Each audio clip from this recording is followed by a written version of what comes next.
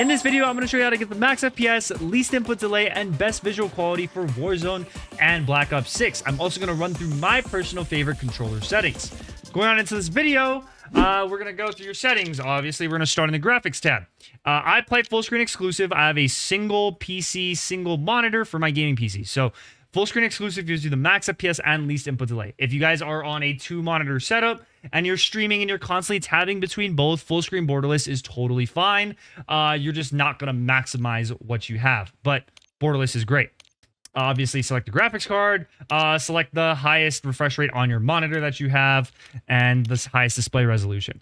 I personally bump my brightness a little bit up because my monitor is a little bit dark.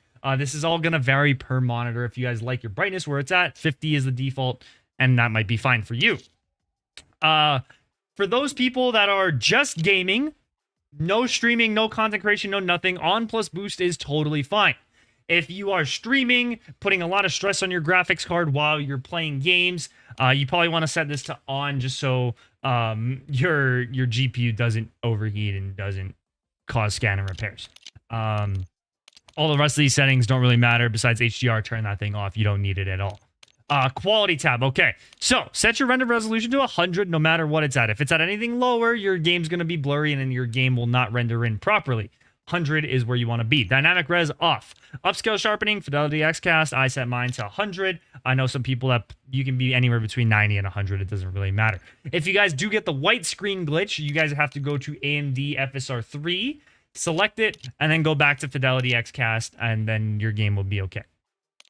Frame gen off, VRAM. Okay, so once again, if you're on a single PC and you're creating content, you're recording, you're streaming, you probably want to set this thing to somewhere between 70 or 65. If you have it any higher, you're going to see a lot of scanner repairs.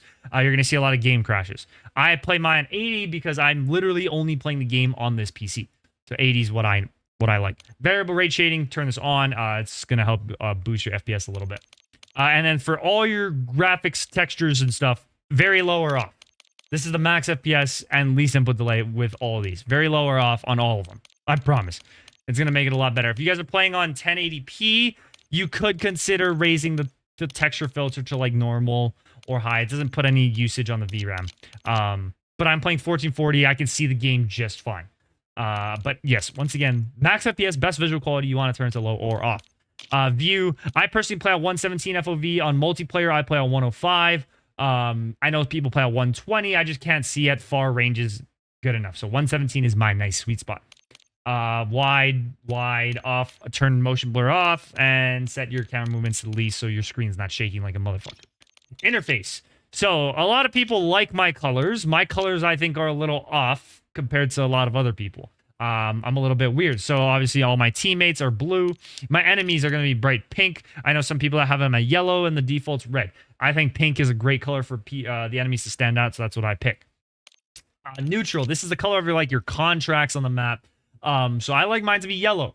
In multiplayer, my neutral is red, and that's a little bit off because it's normally defaulted to white. Once again, I'm a little bit weird, so I like it to be a different color.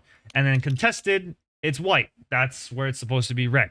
Once again, just if you like my colors, go ahead. It's going to take a little bit for you to get used to. Color filter, filter 2, and set it to both and both intensity at 100. This is to make your game pop a little bit more. Gameplay HUDs. Okay, so HUD bounds. Your default HUD bounds are going to be all the way out. And this is not, it's okay.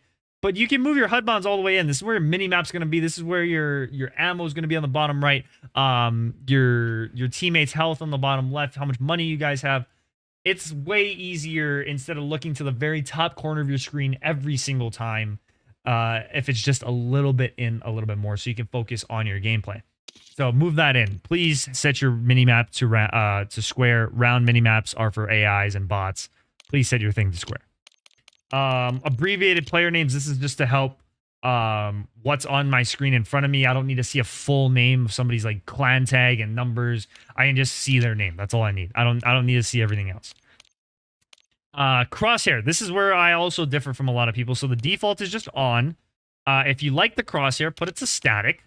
If you don't like the crosshair at all, I know a lot of people recommend the center dot. Personally, I don't like the center dot because I think it just looks a little bit funny. It's to help your centering. I like seeing the static crosshair on my screen, so that's where I like it there. If you do have your crosshair, turn the spread off. And once again, I set mine to pink because I can see it a lot better. And that's about it with the graphic settings. Going over to controller settings. Okay, so I have a custom controller. I have 4 buttons on my controller. I use the faceplate buttons, so jumping, crouching, reloading, and switching weapons. So I play default. I can use all 4 buttons to do what I need. If you guys do not have a custom controller, play whatever layout you're comfortable with. I recommend tactical or bumper jumper tactical flipped. That's what I use when I don't have a custom controller. I play bumper jumper tac flipped.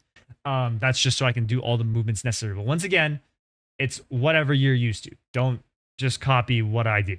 Like, I promise, it's a lot better when you're doing what you're used to. Once again, and this is going to be another preference thing, your sensitivity. I play at 1.7. It's a little bit higher than what people are normally used to. I know people that sit at 1.4, 1.4, 1.5, 1.5, or 1.6, 1.6. I play at 1.7. It's a little bit higher than most people are used to. So, this is like equivalent to 8.8 of the past. Get comfortable with the sensitivity that you like. I wouldn't go anything lower than 1.4, and I wouldn't go anything higher than 1.8. Stick in between that range. As for all these other settings, turn it off. Don't need vibration. Dead zones. This is where copy these settings, okay? Left stick min. Put it to 0. I don't care if you have stick drift.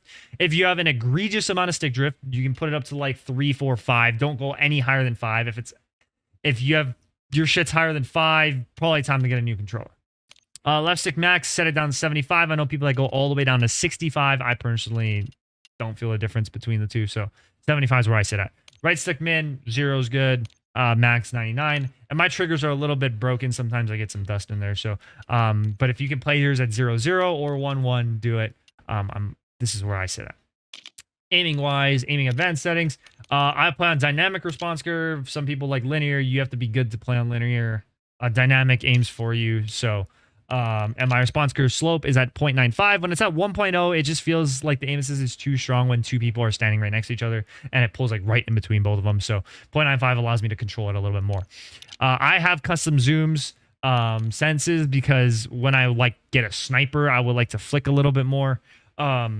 It's just something that's a personal preference. Some people like to, if your sensitivity is too high for like looking around and stuff, and you can't control your aim, you can lower your low zoom to like a 0.9, your ADS multiplier to 0.9. I sit at a 1.0. Make sure aim assist is on, and motion settings, turn all that shit off. It doesn't do anything, but just make sure it's off. Movement tab. So tactical sprint assist. This one is I personally play on a 1. Some people play at 0 just because they can't change it if you're on console, if you don't have a keyboard. But I play on 1, so I don't activate my like Omni movement every single time I make a movement here. Mantle is off, crouch is off. I personally play a corner slice off. Some people do like it on. It doesn't affect your aim as it says in the settings, but I don't care for it all too much. I play on hybrid. I know some people play like, depending if you're just a multiplayer guy, it's tap to slide. I play Warzone, so I obviously need to use hybrid.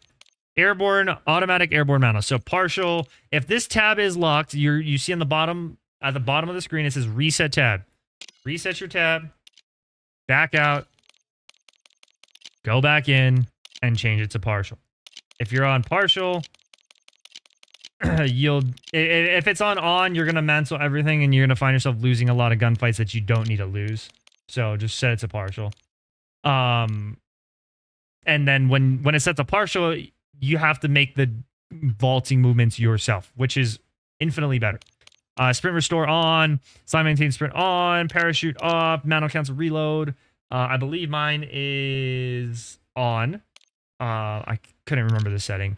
Movement advanced setting. So this is where you need to turn ground to mantle off. This is where it will just mount things or like vault over any single ledge that you have. Not necessary. Tac sprint activation. Single tap run allows me to snake easier. Personally, I think it's better than single tap sprint. Some people can't tell the difference. Single tap run is good for me. Vehicle behaviors, whatever. Going over to combats, prioritize body shields. That's what you want.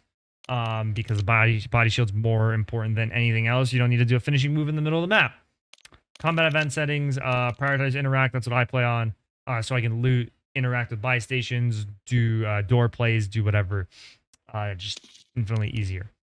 And that's about it. Last thing that we should check is if you're on PC, is your controller overclocked? If your controller is not overclocked, I have a PS5 roller, so mine can go up to an 8,000 pull rate. If you're on Xbox rollers or PS4 rollers, this number would say 1,000. I will link a video down below. If you're on Windows 11, there's some few things that you need to do. If you're on Windows 10, that video is perfectly fine. If you're on Windows 11, please look up how to do it properly so you can properly overclock your controller. If you're not overclocking your controller, you are at a severe disadvantage. And that's your best settings for max FPS, least input delay, and the best visual quality. If you enjoyed the video, make sure you leave a like. Don't forget to comment down below your favorite part. If you're not subscribed, it's free. And I'll see you in the next video. Peace.